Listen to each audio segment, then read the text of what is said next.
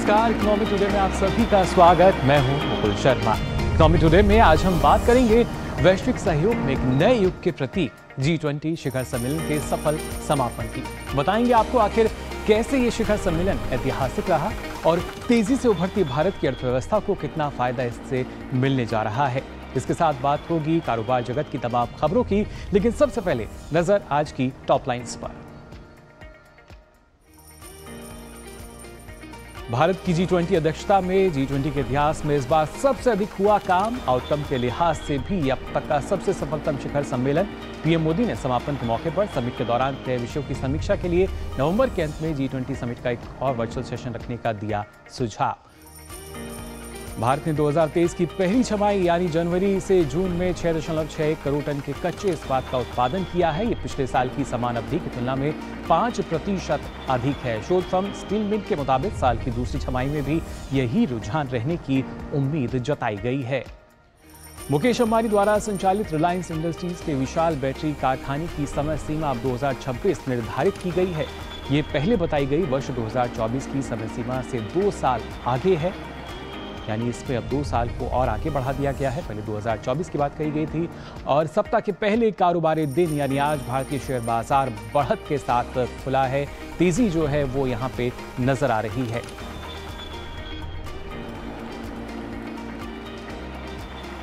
तो आज की जो टॉप लाइन्स हैं वो आप देख सकते हैं। ना सिर्फ G20 शिखर सम्मेलन का सफल समापन, इसके साथ साथ अगर भारत के इस्पात उत्पादन की बात की जाए तो पहली छमाही में 5% की इसमें वृद्धि दर जो है वो दर्ज की गई है। और साथ ही आज के बाजार की अगर हम बात करें तो तेजी के साथ यानी बढ़त के साथ ये फिलहाल कारोबार करता नजर हमें आ रहा है। क्या अभी तक के जो आंकड़े आए हैं, जो बाजार की ओपनिंग हुई है वो किस तरीके की रही है, वो आपको यहाँ बताने की कोशिश करते हैं। गिफ्ट निफ्टी की अगर बात की जाए तो आप देख सकते हैं 23 अंकों की तेजी जो है बढ़त के साथ 19,961 गिफ्ट निफ्टी जो है वो यहाँ नजर आ रहा है। आज के दिन की अगर बात की जाए, सप्ताह का पहला कारोबारी दिन, और यहाँ बढ़त के साथ हम मान सकते हैं जो कारोबार है वो होता नजर आ रहा है। इसके साथ ही सेंसेक्स ओपनिंग की अगर बात की जाए, देखिए किस तरीके से 66,780.43 पे खुला है, यानी 190.52 की अंकों की बढ़त के साथ जो शेयर मार्केट है आज वो खुला हुआ है। यहाँ पे सेंसेक्स की जो खाता है वो आप देख सकते हैं किस तरीके से तेजी के साथ हमें नजर आया।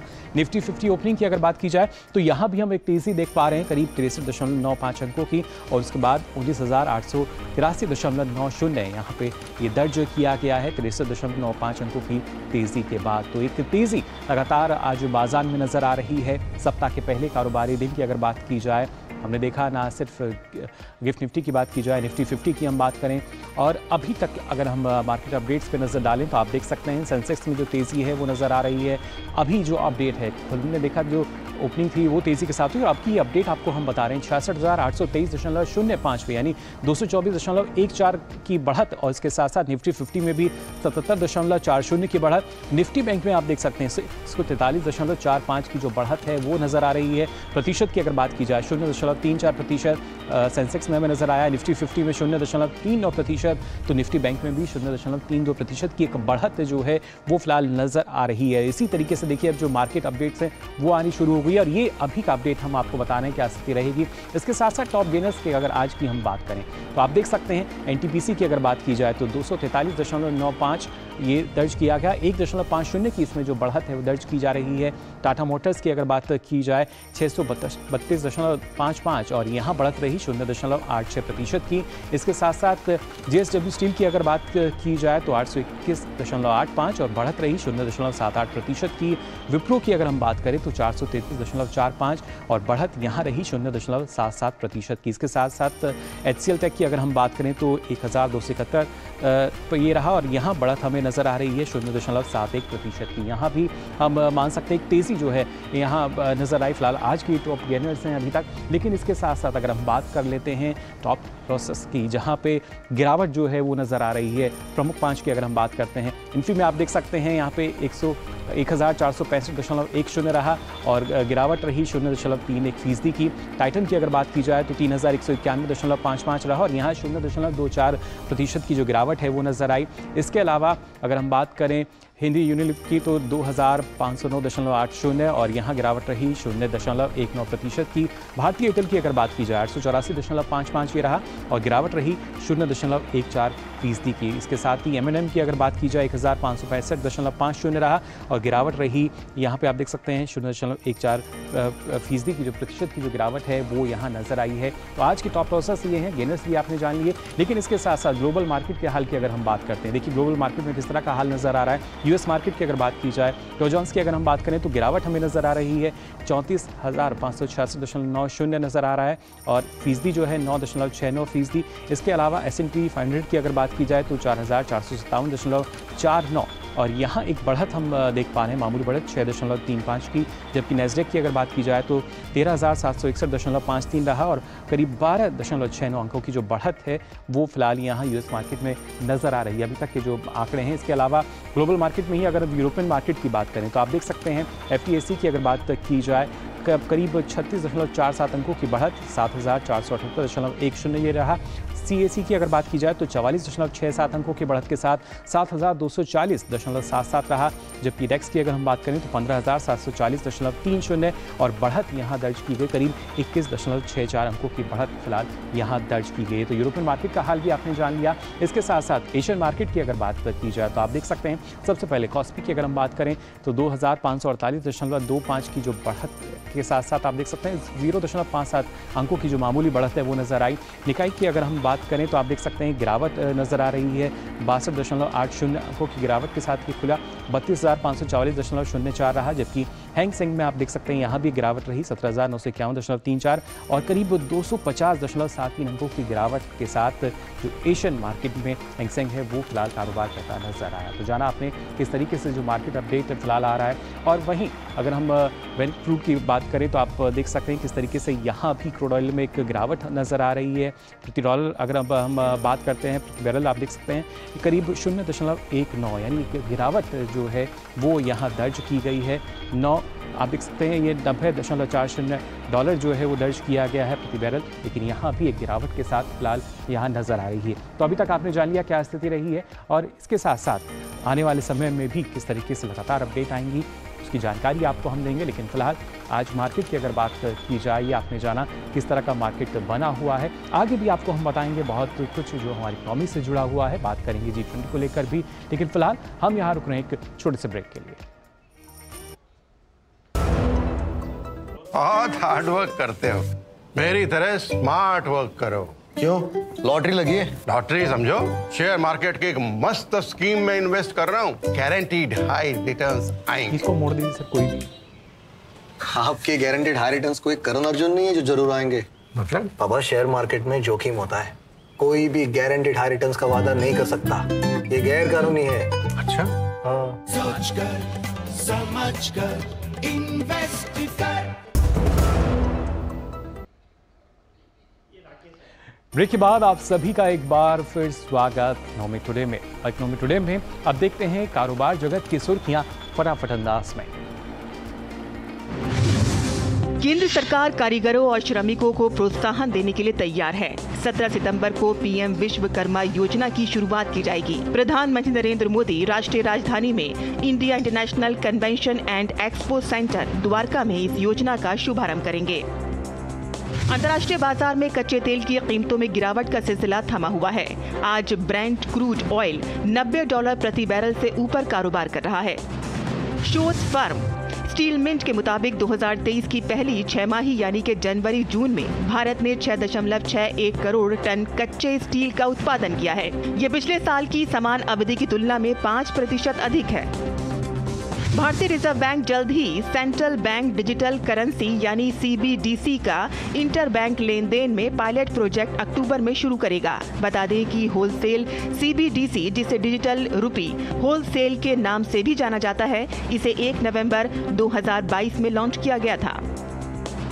इस हफ्ते भारतीय शेयर बाजार गुलजार रहने वाला है। इस हफ्ते शेयर बाजार में fintech company Zaggle prepaid ocean services limited का IPO खुलने जा रहा है। आरबीआई ने वित्त वर्ष 2023-24 के लिए सॉवरेन गोल्ड बॉन्ड की दूसरी सीरीज जारी कर दी है। सॉवरेन गोल्ड बॉन्ड स्कीम के तहत सस्ता सोना खरीदने के लिए 11 सितंबर से 15 सितंबर तक स्कीम सदस्यता के लिए खुली रहेगी। और आइए अब आगे बढ़ते हैं, बात करते हैं आज के फोकस की।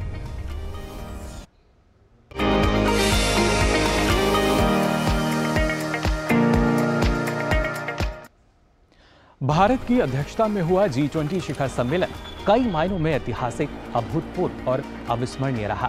सदस्य देशों ने जहां नई दिल्ली घोषणा पत्र पर सर्वसम्मति से मोहर लगाई, तो वहीं वैश्विक जैव ईंधन गठबंधन समेत कई महत्वपूर्ण घोषणाएं भी हुईं।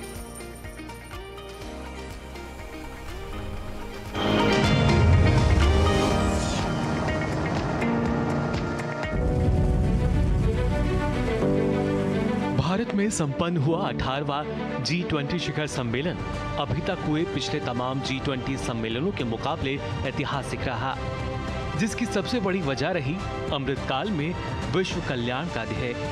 दरअसल भारत की अध्यक्षता में G20 में विश्व के शीर्ष नेताओं ने जो निर्णय लिए, उनका आधार सिर्फ विशेष वर्ग या विशेष देश नहीं, बल्कि वैश्विक जनता और उनके भविष्य को ध्यान में रखते हुए लिए गए।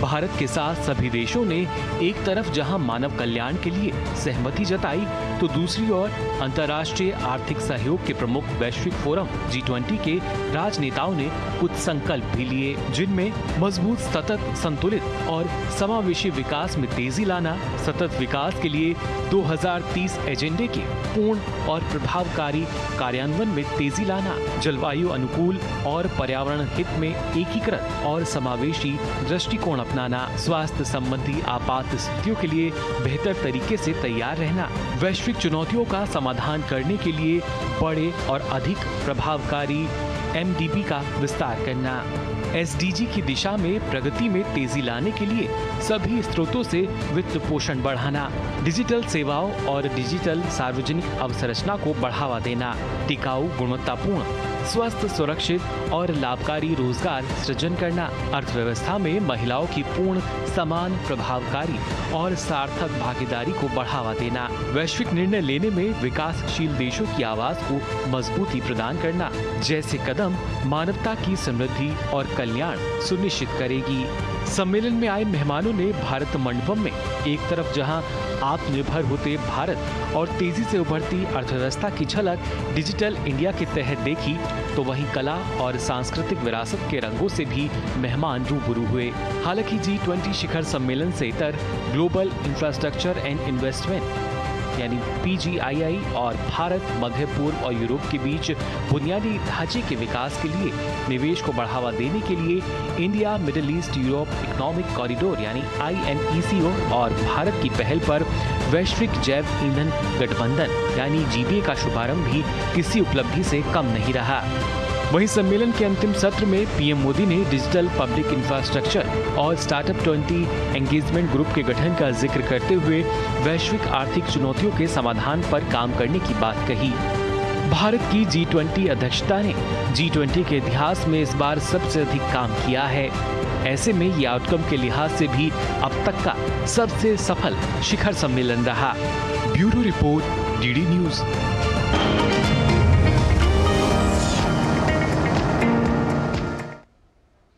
तो जाना आपने आखिर कैसे G20 शिखर सम्मेलन ऐतिहासिक रहा, लेकिन इसका क्या फायदा हमारी अर्थव्यवस्था को मिल सकता है, इकोनॉमी को मिल सकता है, इस पर हम चर्चा करेंगे। लेकिन फिलहाल हम रुक रहे हैं छोटे से ब्रेक के लिए, जल्द हाजिर होंगे। आप बने रहिए DD न्यूज पर।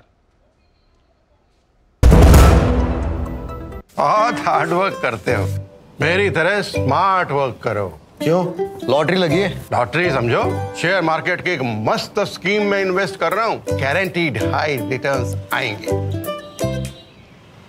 आपके गारंटीड हाई रिटर्न्स कोई करण अर्जुन नहीं है जो जरूर आएंगे। मतलब? पापा, शेयर मार्केट में जोखिम होता है, कोई भी गारंटीड हाई रिटर्न्स का वादा नहीं कर सकता, ये गैर कानूनी है। अच्छा, हाँ। सोचकर समझकर इन्वेस्ट कर। ब्रेक के बाद आप सभी का एक बार फिर स्वागत इकोनॉमी टुडे में। ब्रेक पे जाने से पहले हमने बात की थी कि G20 की जो अध्यक्षता है उसको लेकर किस तरीके से जब इस G20 शिखर सम्मेलन का समापन हुआ कितना ऐतिहासिक ये रहा, और इसके जब हम देखते हैं परिणाम जो हैं किस तरह का फ़ायदा हमारी अर्थव्यवस्था को मिल सकता है, कई ऐसे सवाल हैं जिनके जो जवाब हैं वो जानना ज़रूरी है। और इसके लिए आइए रुख कर लेते हैं डॉक्टर चरण सिंह का, वरिष्ठ अर्थशास्त्री और CEO एग्रो हैं, वो हमारे साथ जुड़ चुके हैं। बहुत बहुत स्वागत आपका चरण सिंह जी। सबसे पहले जानना चाहेंगे किस तरीके से आप देखते हैं जो G20 शिखर सम्मेलन के तहत भारत ने उपलब्धियां हासिल की हैं।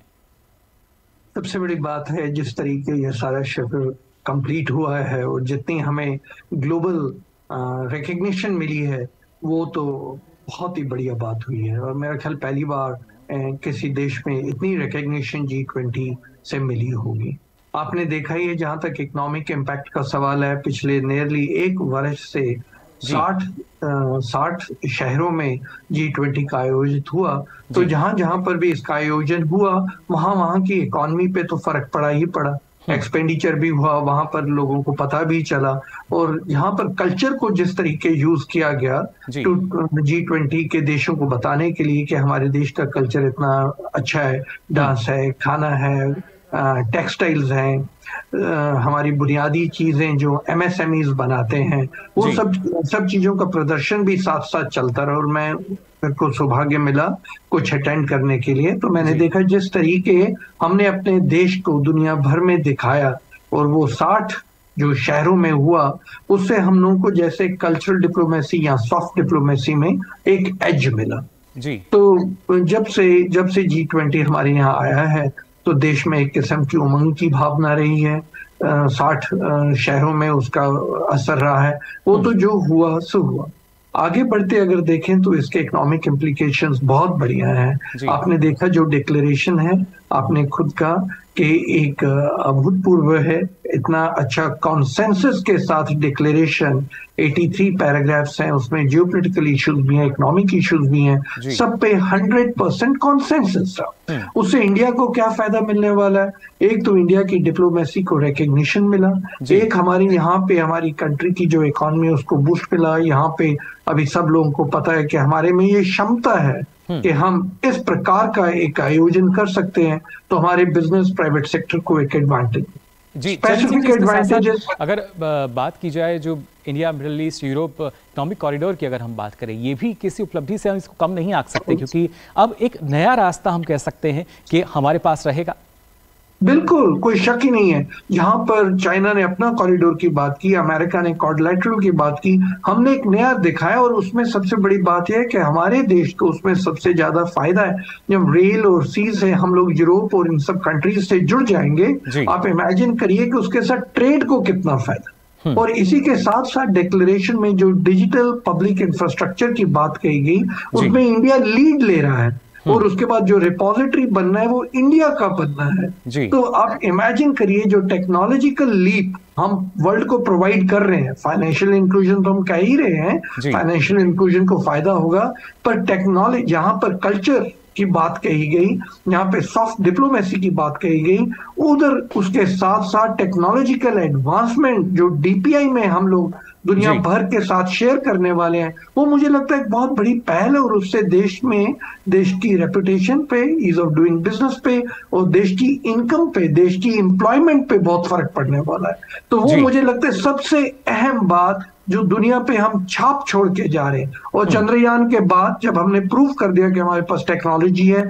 स्पेस में जाने की टेक्नोलॉजिकल माइंड है हमारा, अभी हमने DPI के थ्रू फिर प्रूव किया कि हम लोग बिजनेस, प्राइवेट सेक्टर सबको एडवांटेज दे सकते हैं DPI के माध्यम से। फाइनेंशियल इंक्लूजन को जो पुश किया है वो हमारे लिए बहुत फायदेमंद रहेगा इकोनॉमिकल।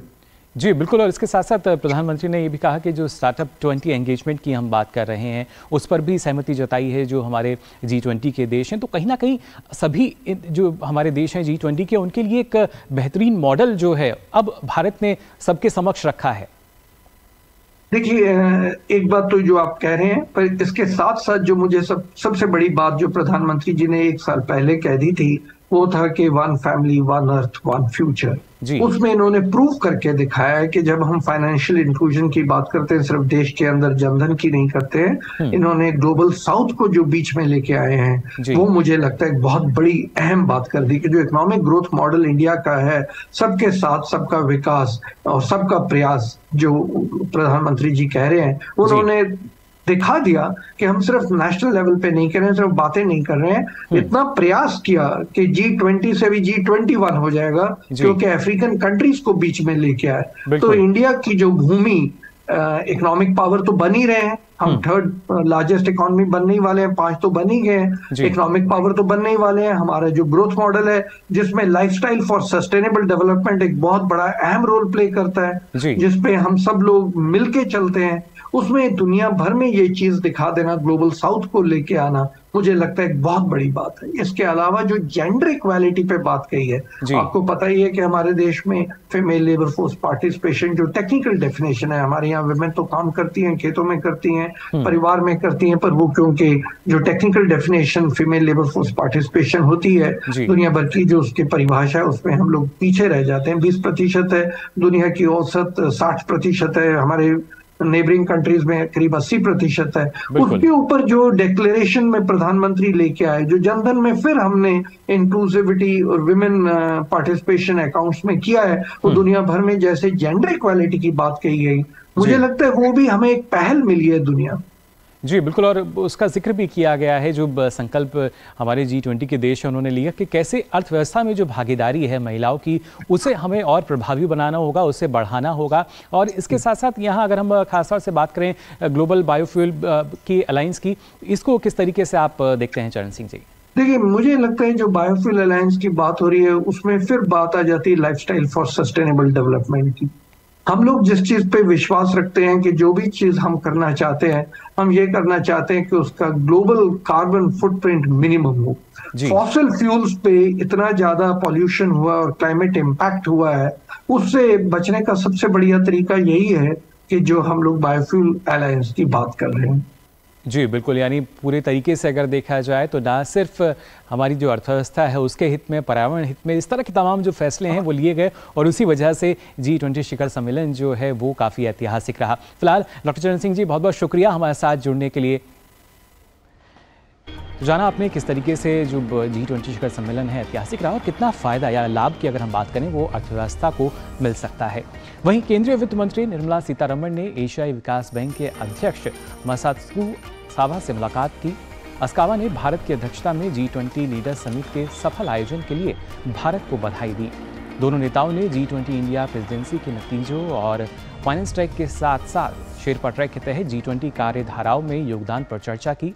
अस्कावा ने एक पृथ्वी एक परिवार एक भविष्य के एजेंडे को साकार करने की दिशा में भारतीय अध्यक्षता में किए गए प्रयासों की सराहना की। केंद्रीय वित्त मंत्री ने उल्लेख किया कि international financial architecture working group की G20 रोड मैप की तैयारी में एशियाई विकास बैंक सहित सभी MDB की भूमिका महत्वपूर्ण रही है। अस्कावा ने ADB के सबसे गरीब और सबसे कमजोर विकासशील सदस्य देशों की मदद के लिए ADB की एशियाई विकास कोष में भारत के बढ़ते योगदान को भी माना।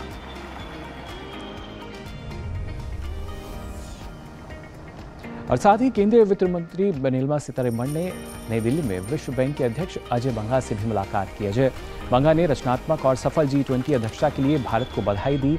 दोनों भारत की अध्यक्षता में G20 के परिणामों, विश्व बैंक समूह के विकास और ज्ञान के आदान प्रदान और विकासात्मक परियोजनाओं के लिए वित्तीय सहायता के माध्यम से भारत के साथ संबंध सहित अन्य मुद्दों पर चर्चा की गई।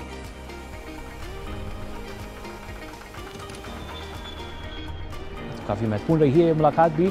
और वहीं भारत में G20 शिखर सम्मेलन के दौरान दुनिया के दिग्गजों को भारतीय टेक्नोलॉजी का कमाल देखने का भी मौका मिला। समिट के आयोजन स्थल भारत मंडपम में विदेशी मेहमानों ने शिल्प बाजार में खरीदारी की और इस दौरान UPI पेमेंट की सुविधा का लाभ भी उठाया।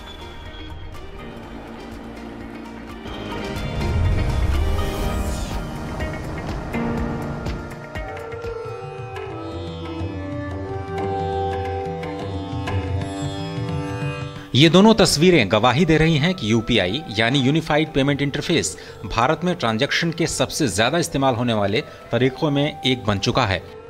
भारत के लोग तो इस सुविधा का लाभ उठा ही रहे हैं, लेकिन G20 शिखर सम्मेलन के दौरान दुनिया भर से आए विदेशी मेहमानों ने भी जाना कि डिजिटल लेन देन में भारत तरक्की कर चुका है। दरअसल G20 के आयोजन स्थल भारत मंडपम में लगाए गए शिल्प बाजार में भारतीय परिधान, मिट्टी के बर्तन, पेंटिंग्स, गहने, मूर्तियां, सजावटी सामान, घरेलू सामान, चादर, कालीन समेत तमाम वस्तुओं के लिए लगाई गई प्रदर्शनी विदेशी मेहमानों के लिए आकर्षण का केंद्र रही। इन वस्तुओं को खरीदने में भी अतिथियों ने काफी दिलचस्पी दिखाई। खास बात यह रही कि इन्होंने जो सामान शिल्प बाजार से खरीदा उसका पेमेंट UPI के माध्यम से किया। I am very excited to be using UPI and my digital wallet to be paying for the bangles that have been created here by this artisanal artist. The process is seamless, it's quick, it's easy, and fantastic for really just anybody to use. Shopping has been really wonderful. Seeing all of the different artisan products from different regions of India has been great, and being able to purchase the products with the app has been really easy and efficient because I don't have to keep pulling out my wallet to find cash. Seeing the market and exploring the various vendors from the different parts of India has been amazing. Using the app has been really easy, even easier than using a credit card. Bharat में कुछ सालों में तेजी से digital payment का चलन बढ़ा है। UPI बीते कुछ सालों में सबसे ज्यादा इस्तेमाल किए जाने वाला डिजिटल पेमेंट मोड बन गया है, क्योंकि UPI से घर बैठे ही पैसे ट्रांसफर करना बेहद आसान हो चुका है।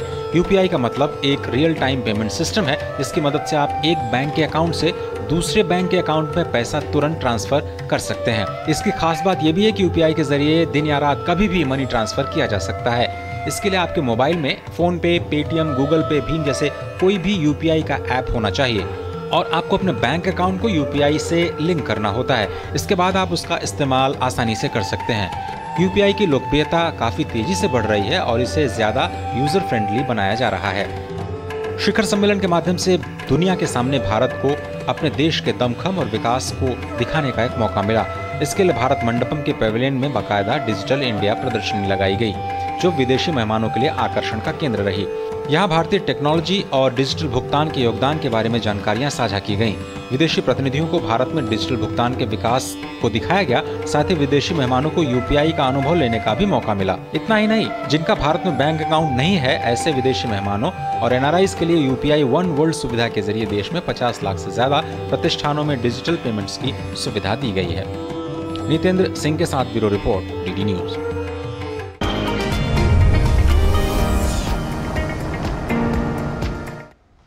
तो UPI ने काफ़ी आकर्षित किया जो विदेशी मेहमान पहुंचे थे भारत मंडपम में, और कहीं ना कहीं हर कोई इस तकनीक के बारे में जानकारी लेना चाहता है और इसको जो अलग अलग देश हैं वो चाहते हैं कि उनके देश में भी इस तरह की सुविधा जो है वो शुरू हो सके। फिलहाल आज के लिए इकोनॉमी टुडे में बस इतना ही। कल फिर हाजिर होंगे कारोबार जगत की अलग अलग खबरों के साथ। मुझे दीजिए अनुमति। नमस्कार।